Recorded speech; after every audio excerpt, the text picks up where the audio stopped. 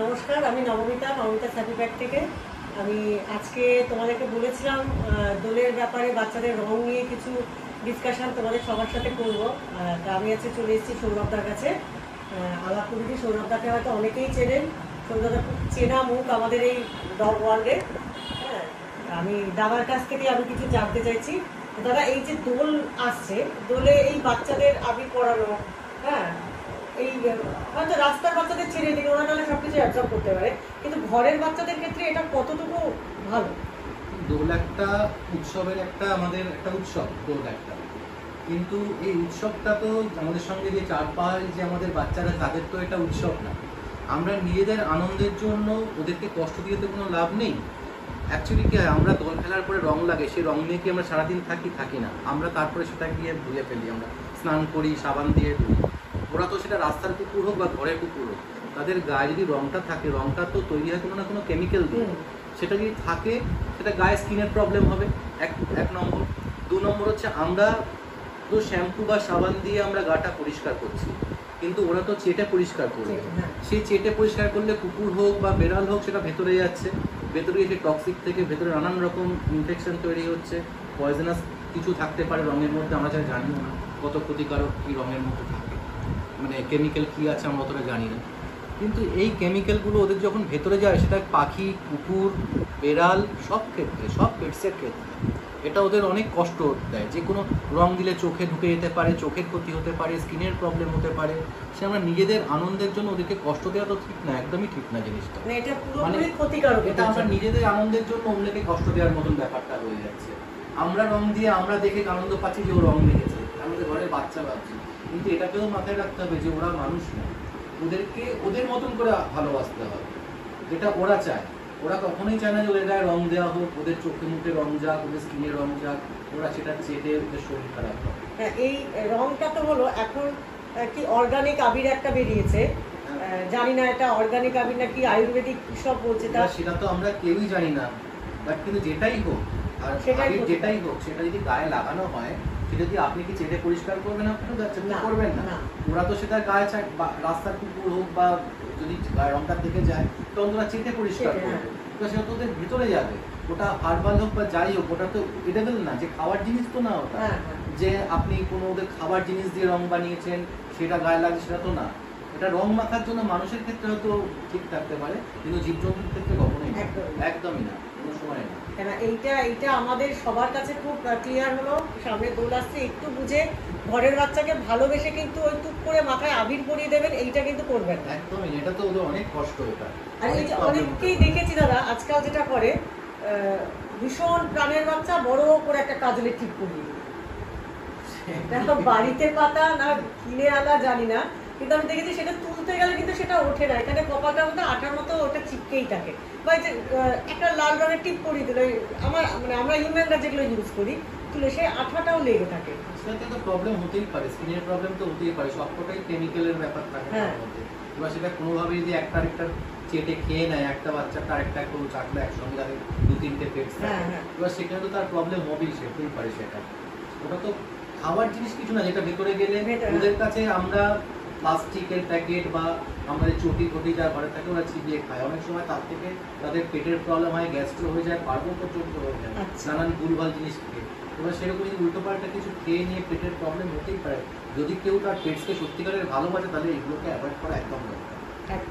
এই জিনিসটা আমাদের ভীষণভাবে প্রয়োজনীয় ছিল, সেটা তো শুনলাম। এবার আমরা যেটা নিয়ে আসবো, যেটা অহরহ আমরা দেখছি, সবসময় দেখছি, মানে পারিপার্শ্বিক সব জায়গাতেই দেখছি, মানে আজকাল ঘরে ঘরে যেভাবে বাচ্চা বাড়ছে, 5,000 টাকায় ল্যাব, 4,000 টাকায় ল্যাব, 10,000 টাকার মধ্যে ভালো গোল্ডেন রিট্রিভার, মানে বাচ্চা নিয়ে ঘরে ঢোকাতে পারছে না, তার মধ্যেই কিন্তু বাচ্চা অসুস্থ হয়ে যাচ্ছে দাদা, হয় পারবো নাহলে টিক ফিভার, কিছু না কিছু একটা থাকছে।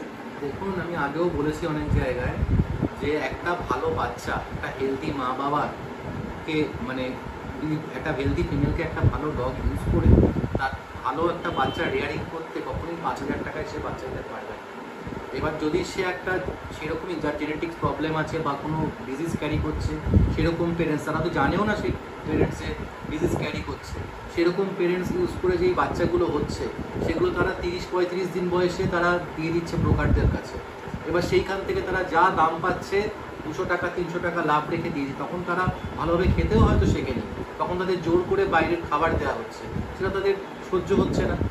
যারা ভালো ব্রিডার হয়, যারা মানে এথিক্যাল ব্রিডার হয়, তারা কখনোই 45-50 ডেজ তো মিনিমাম, 8 উইক্সের আগে কখনোই তারা বাচ্চা দেয় না। প্রাইমারি ভ্যাকসিন হয়, তারা মায়ের দুধ ছেড়ে নিজেরা স্টার্টার খাবার ধরে, তারপরে তাদেরকে দেওয়া হয়। আর তারপরে তার ভ্যাকসিনেশন পাপ্পি ডিপি আমরা তো DHPPIL করেও তারপরে। এবার সেগুলো যারা 5,000 টাকায় দিচ্ছে, তাদের পক্ষে কখনোই সম্ভব না যে তাদের ভালো ফুডে মেনটেন করে, তাদের ভ্যাকসিন করে তাদেরকে বাচ্চাটা দেওয়া। তারা সেভাবে বাচ্চাটা হচ্ছে, যা হচ্ছে একটুখানি দাঁড়াতে শিখলো, একটু চোখ ফুটলো, তারা ইমিডিয়েটলি ব্রোকারকে দিয়ে দিচ্ছে, তাদের ইমিউনিটি পাওয়ারটাই গ্রো হচ্ছে না। এবার সেখান থেকে তো প্রবলেম আসবেই। তারপরে যে পেট মার্কেট থেকে যারা নিয়ে আসছে, আমি নিজে দেখেছি, মানে হাত পা ব্যাকা, মানে একটু ছোটোবেলায় সব বাচ্চা দেখতে সুন্দর লাগে, একটু বড় হওয়ার পর ল্যাবকে ল্যাবের মতন লাগে না, গোল্ডেনকে গোল্ডেনের মতন লাগে না, একটু বড় হওয়ার পর ম্যাক্সিমাম ক্রস ব্রিড থাকে। এবার যদি কেউ ঠিক মতন পিওর ব্রিড না মানে আনতে পারে ওখানে তো একদমই মানে কোনো বাবা মাকে দেখে তো কেউ আনছে না কেউ। একটা মানে বাচ্চাকে যদি কেউ ভালো বাচ্চা নিতে চায়, সবসময় তার ব্রিডারের কাছে গিয়ে বাবা মাকে দেখে তাদের পেডিগ্রি জেনে তারপরে নেওয়া উচিত। এইটা একটু মানে বেশি করে বলুন দাদা, যে অন্তত বাবা মাকে দেখে অন্তত বাচ্চাটাকে, বাবা মা হেলদি, বাবা মা কোনো জেনেটিক কোনো রোগ ক্যারি করছে না সেটা জেনে তারপরে, যেটা আমাদের ল্যাব গোল্ডেনের ক্ষেত্রে যারা মানুষের হিপ ডিসপ্লেসিয়া, এলবো ডিসপ্লেসিয়া, চোখের প্রবলেম, এগুলো মারাত্মকভাবে হয়ে থাকে এগুলো। হ্যাঁ, এবার সেগুলো ভালো ব্রিডাররা সেগুলো দেখে ব্রিড করে যে এই ডগের পায়ে কোনো প্রবলেম নেই বা হিপের পিছপোর ভালো, ইম্পোর্টেড ডগ সেগুলো।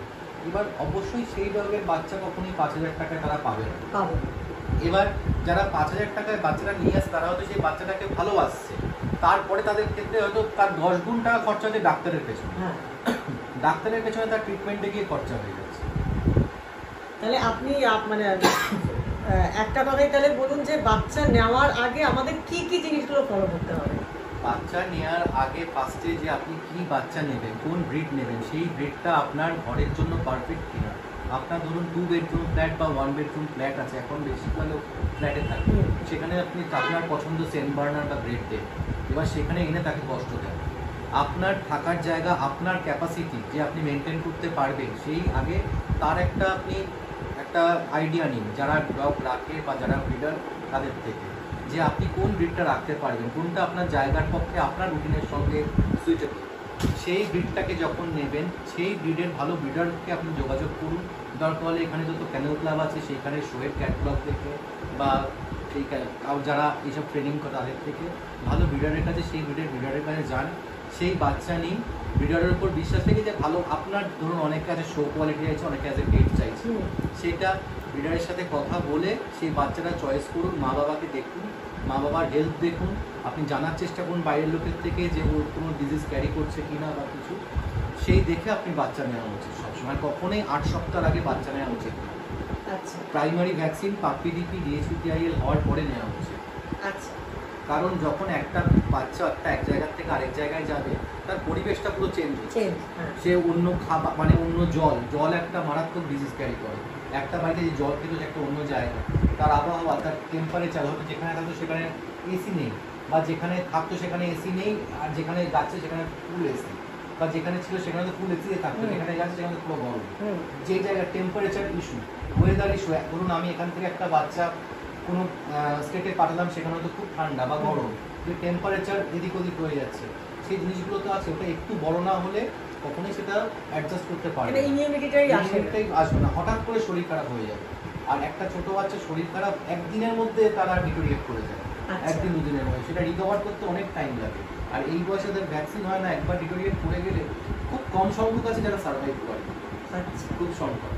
তাই জন্য সবসময় একটুখানি যারা স্টেবল হয়ে গেছে বাচ্চা, দরকার হলে আপনি দেরি করে নিন, বাচ্চা পছন্দ করে আসুন, ভ্যাকসিনেশন কমপ্লিট হলে তারপরে দূরে কোনো একদম অন্য জায়গায় যাচ্ছে, তাহলে সেই হিসেবে নিন, 2.5-3 মাসে নিন, হ্যাঁ, কিন্তু একটু বড় করে নিন।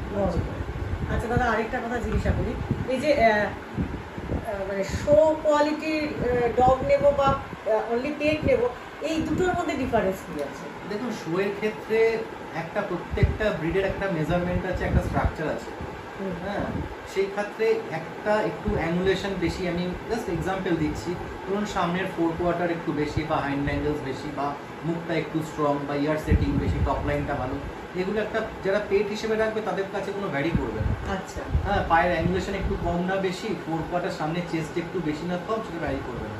কিন্তু যদি কেউ শোয়ের জন্য নেয় সেটা কিন্তু তখন তার কাছে একটা ম্যাটার। ধরুন যারা মডেলিং করে, মিস ইন্ডিয়া মিস্টার ইন্ডিয়া হচ্ছে, তারাও মানুষ, আমরাও মানুষ, আমাদের সঙ্গে তাদের ডিফারেন্সটা কি? হ্যাঁ, তাদের কনফার্মেশন, তাদের চেহারা আর আমাদের চেহারা দুটোর মধ্যে ডিফারেন্স। এই জিনিসটা হচ্ছে ওদের ক্ষেত্রে, ওটা হচ্ছে শো, ওদের বিউটি কন্টেস্ট, একটা কনফার্মেশনের বিউটি কন্টেস্ট। একটা এই ব্রিড এইভাবে হাঁটবে, তার কনফার্মেশন এইভাবে, তার হাইট এত হবে। একটা গোল্ডেনের 24 ইঞ্চি ম্যাক্সিমাম হাইট হবে, সেটা শোয়ের ক্ষেত্রে মেল। এবার সেটা হচ্ছে শোয়ের ক্ষেত্রে ভ্যারি করবে। কিন্তু যদি কোনো কুকুর 25 ইঞ্চি হয় সেটা কিন্তু শোয়ের ক্ষেত্রে ডিসকোয়ালিফিকেশন। আচ্ছা, কিন্তু এটা বাড়ির ক্ষেত্রে কিন্তু 24-এর জায়গায় 25 ইঞ্চি হলে সে বলবে যে আমার কুকুরটা অনেক বড়, অনেক বড়, অনেক সুন্দর। আরো এটা হচ্ছে ডিফারেন্স। এটা ওখানে একটা মেজারমেন্টের ব্যাপার আছে, একটা লিমিট আছে, তার প্রত্যেকটা ব্রিডের ক্যারেক্টার আছে। হ্যাঁ, এবার বাড়ির ক্ষেত্রে ওটাই, ওই ডিফারেন্সটাই ওইটা কনফার্মেশনের, মানে 19-20 এর ডিফারেন্সটা।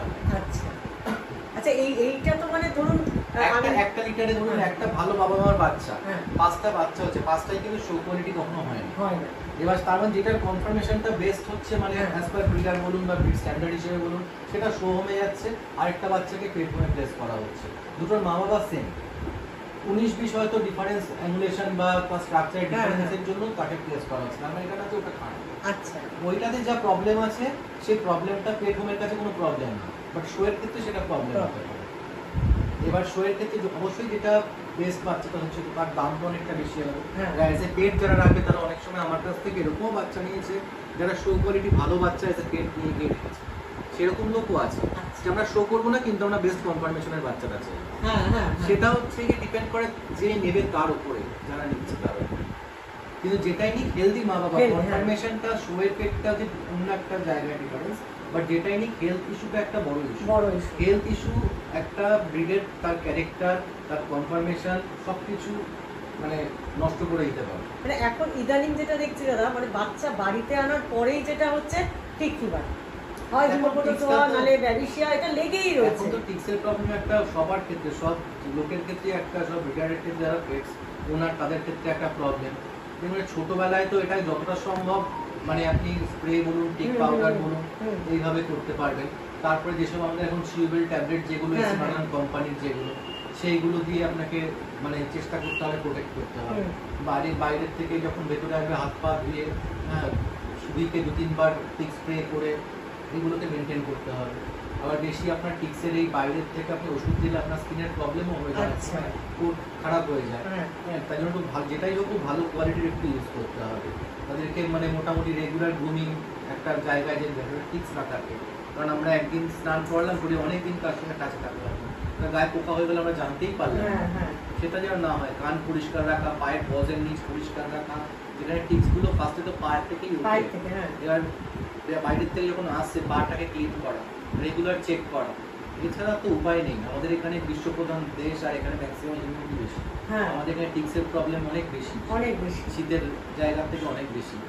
এটা বাইরে মানে মেইনটেইন করতে গেলে সমস্ত দিক দেখে বাচ্চাটাকে ওইভাবেই রাখতে হবে। আমাদের এখানে বেশি গরমে টিক্স কম হয়, আবার বেশি ঠান্ডায় টিক্সটা কম হয়, কিন্তু বর্ষাকালে কম গরমের সময় তো অনেকটা টিক্স থাকে, প্রচুর টিক্স থাকে। আমাদের এখানে মোটামুটি এই এপ্রিল মের পর থেকে যে অক্টোবর অবধি মোটামুটি বৃষ্টি শুরু হয়ে যায়, তখন টিক্সের পরিমাণটা খুব বেড়ে যায় সেই সময়। আর একটা কুকুরের টিক্স হলে বাড়িতে যদি অন্য কুকুর থাকে তাদেরও টিক্স এসে যাবে। বাড়িতে পেস্ট কন্ট্রোল করানো আরেকটা উপায়, বাড়িতে ঠিক মতন পেস্ট কন্ট্রোল করা একটা মোটামুটি 2-3-4 মাস পর পর বা 6 মাস পর পর। আচ্ছা, এটা খুব এটা করলে, হ্যাঁ, কারণ টিক্সগুলো তো বাসা করে বাইরে দেয়ালের মধ্যে বা ফার্নিচারের মধ্যে, ওখানে গিয়ে ফিমেলগুলো টিক করে। হ্যাঁ, ওগুলো যদি মানে ইয়ে করা যায় তাহলে অনেকটা কন্ট্রোল করা যাবে। আর আরেকটা যেটা দেখা যাচ্ছে দাদা এখন মানে খুব বেশি দেখছি, সেটা হচ্ছে যে কোনো মেল ডগের সিঙ্গেল টেস্টিস, নাহলে নেই। মানে এই ইস্যুগুলো কোথার থেকে আসছে?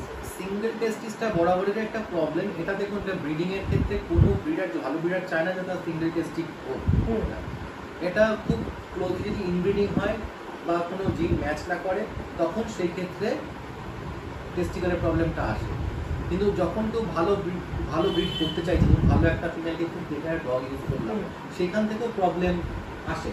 এবার সেটা আসে হয়তো জিনটা ম্যাচ করেনি তার জন্য। আচ্ছা, এই প্রবলেমটা অনেক ক্ষেত্রে মানে না, ম্যাক্সিমাম ব্রিডারের ক্ষেত্রে না বুঝেই আসে, কেউ চাইবে না তার ওয়ান টেস্টিস ডগ। এবার অনেক সময় হয় ফিমেলকে ওয়ান টেস্টিং ডগ দিয়ে ব্রিড করা হচ্ছে, যারা ঠিকভাবে না বুঝে আর কি করছে, এই ক্ষেত্রে প্রবলেমটা আসে।